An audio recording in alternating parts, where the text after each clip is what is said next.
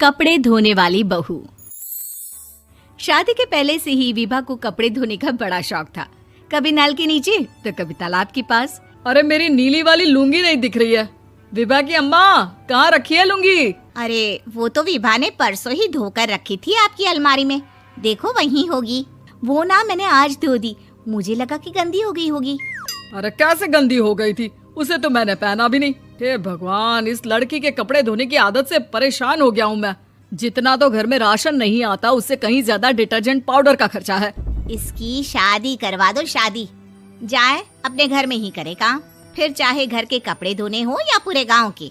हाँ ठीक बोल रही हो, देखता हूँ मैं कोई लड़का। वो दिन भी आ जाता है जब विभा को देखने लड़के वाले आ जाते हैं। लड़की मुझे अच्छी लगी। होने वाली सास कहती है, बेटी अगर कुछ पूछना है तो पूछ लो। वैसे तो हमारी लड़की बहुत ही शर्मीली है, जो बोल दो वो मान लेती है, इसे क्या पूछना होगा। अरे कैसी बात कर रही हो माँ, मुझे इन लोगों के घर रहना है, सवाल तो कई है। हाँ हाँ बेटा, पूछ लो ना, क्या पूछना है। आप लोगों के घर कपड़े कौन धोता है? सास का मुंह बन जाता है।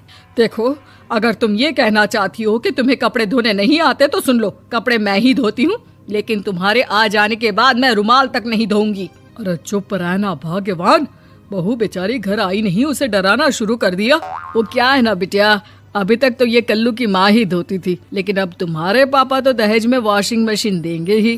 तभी विभा की माँ बोल पड़ती है, सवाल भी पूछा तो क्या। वैसे भाई साहब, मशीन की तो फिर भी कपड़े धोने की कैपेसिटी होती है। मतलब जो बिटिया दे रहे हैं ना विभा, इसे कपड़े धोने का बहुत शौक है। ये आप लोगों के क्या, आस पड़ोस गांव मोहल्ले सबके कपड़े धो दे और उफ तक ना करे।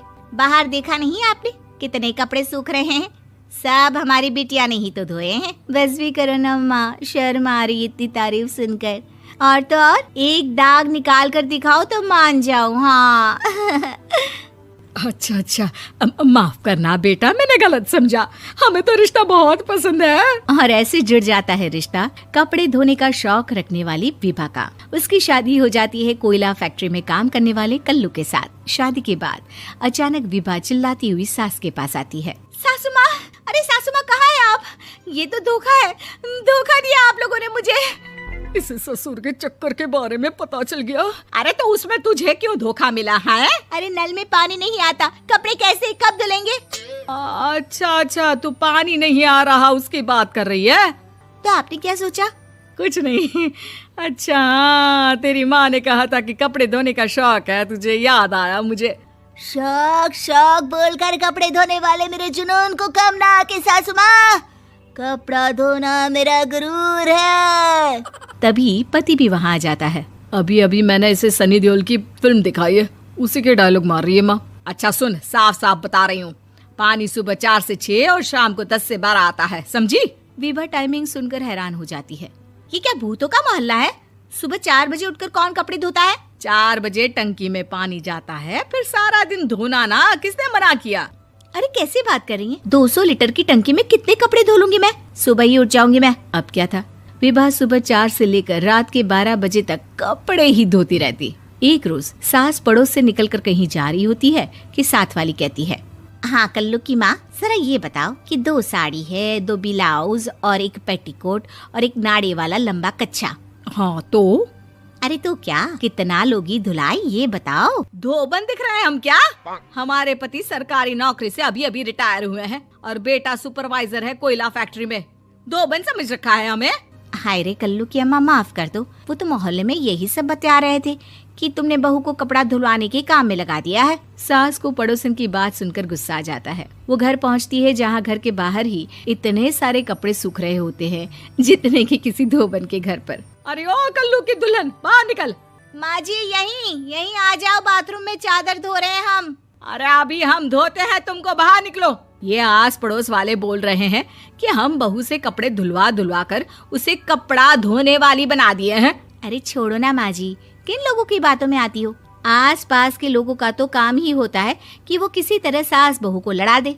बहू सारे घर के कपड़े धोती है, ये क्या कम है? बोलिए। सास को भी लग जाता है कि वो बहू का ये सनकीपन नहीं छुड़वा सकती, इससे अच्छा है कि खुद ही चुप हो जाए। एक रोज सास और बहू मंदिर जाते हैं, जहाँ सास की साड़ी वहाँ खड़ी भीख मांगने वाली से मिलती है। माँ जी क्या बात है, आपकी साड़ी उस भिखारन से कितनी मिल रही है ना? हाँ हाँ देखो तो, दोनों की साड़ी मिल रही है। क्या बात है कल्लू की अम्मा, तुम खुद को तो अफसर की बीवी बताती हो और ऐसी सिंपल सी प्लेन साड़ी पहनकर घूमती हो। सिंपल और प्लेन नहीं है ये साड़ी। तो क्या सोने के धागे से फूल बने हैं? कुछ भी सासू माँ, कुछ भी। हाँ बने थे इस साड़ी में सोने के धागे से फूल।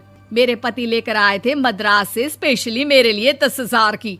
ताहे भाई साहब इस भिखारन के लिए भी सेम टू सेम साड़ी लेकर आए होंगे 10,000 की। सास उस वक्त तो कुछ नहीं कहती, लेकिन बहू के साथ घर आती है और अलमारी से एल्बम निकाल कर लाती है। ये साड़ी देख रही है, ये वही साड़ी है जिसे मैंने अभी पहना था। इस साड़ी में ये जो चमकदार फूल दिख रहे हैं ना, ये सोने के धागों से काढ़े गए हैं।